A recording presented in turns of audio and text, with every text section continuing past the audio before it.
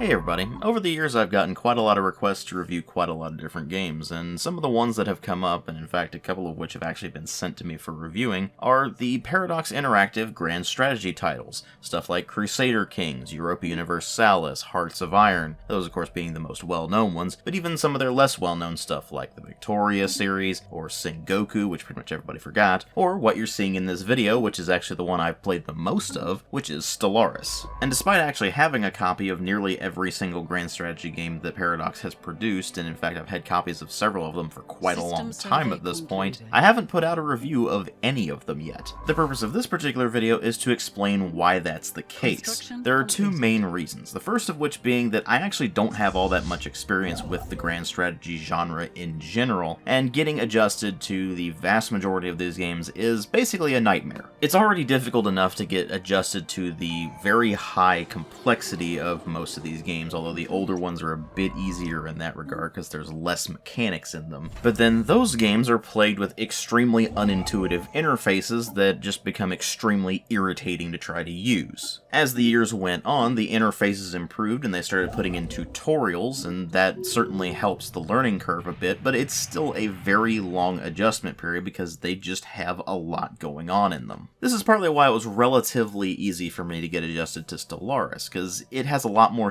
similarities with 4X games, which I am much more familiar with than grand strategy games, so the adjustment period was a lot easier because I'm seeing a lot of mechanics in it that I'm more used to using. But that's where the second problem with Paradox grand strategy games comes in. They have very, very long development cycles, where they are constantly putting out new content and new updates, which dramatically change the mechanics. I mean, to give you a prime example, when I first started playing Stellaris, it was basically a completely different game than it is now. Not only was there a lot less content, but you had things like multiple different types of ship drives that allowed you to travel the galaxy in different ways. You had, of course, the hyperspace lane system that you have now, but you also had a basic drive that would allow you to just go to whatever system you wanted, although it was generally slower. And then there were wormhole generators that you could use to travel between different systems. The way Empire Sprawl worked was different. The way the pop system worked was completely different. Even your starting tech was different, and while eventually I did get used to all of these things, that doesn't change the fact that if you looked back on Stellaris back when I started playing it, and compared it to the Stellaris of now, or even the Stellaris, say, a few months from now, whenever they end up putting out additional updates that completely change the mechanics again, it might as well be a completely different game.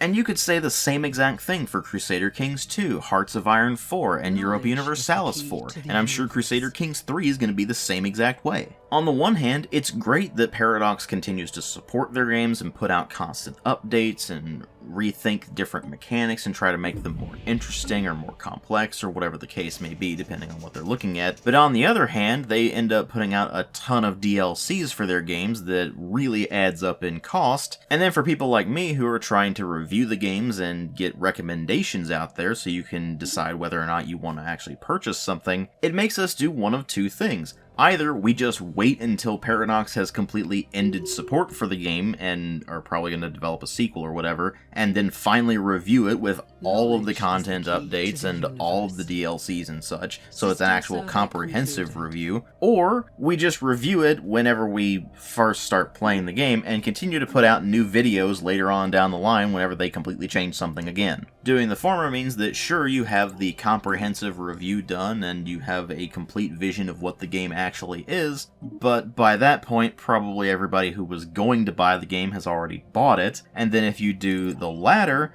then you're basically clogging up your time by just going back to that one game over and over and over again. And because of how complicated these grand strategy games are and how much time they demand of the player, it means that any other plans you might have had are going to suffer for it. I mean, we're talking about games that can take upwards of 100 hours or more for you to really become comfortable with the mechanics and such. And if you compare that to the kind of stuff I normally review, I mean, you're talking about a dozen or more first-person shooters, you're talking maybe 2 to 5 role-playing games, you're talking dozens upon dozens of adventure games, Point is, that is a lot of time and a lot of effort that needs to be invested into a single game. And that's assuming that the game is finished and they're not just constantly putting out updates that completely change certain mechanics and you're having to get used to them all over again. So you're probably asking at this point, DW, what do you plan on doing for these grand strategy games that people have requested and some of which people have actually sent to you for reviewing? Well, if it's something that is complete, then I will look into it and see about reviewing it. If it's something that's still in active development, like Stellaris or Crusader Kings 3 whenever that comes out, or to a lesser extent stuff like Europa Universalis 4 and Hearts of Iron 4, well, I've already got a head start on Stellaris, so I'll probably end up reviewing that one first, but as for the rest of them, I'm just going to wait until they're actually done with them before I even start taking a look at them. So for those of you out there who were wanting me to review insert Paradox Grand Strategy game here, well, unfortunately you're just going to have to be patient with those. It's going to be quite a while before I get around to reviewing them, because I have an awful lot of backlog I need to catch up on and very limited time to actually work on any of it. So you'll be seeing a lot of that cleaned up before I start messing around with these 100+ hour strategy games like this. So there you have it, folks. Why I haven't reviewed any of the Paradox Interactive Grand Strategy games on my channel, and what the problems are with even attempting to review them in the first place. I hope this was helpful if you were curious about the topic. I'm going to go ahead and start getting back into my backlog, so thank you all very much for watching, and I will see you all in later videos.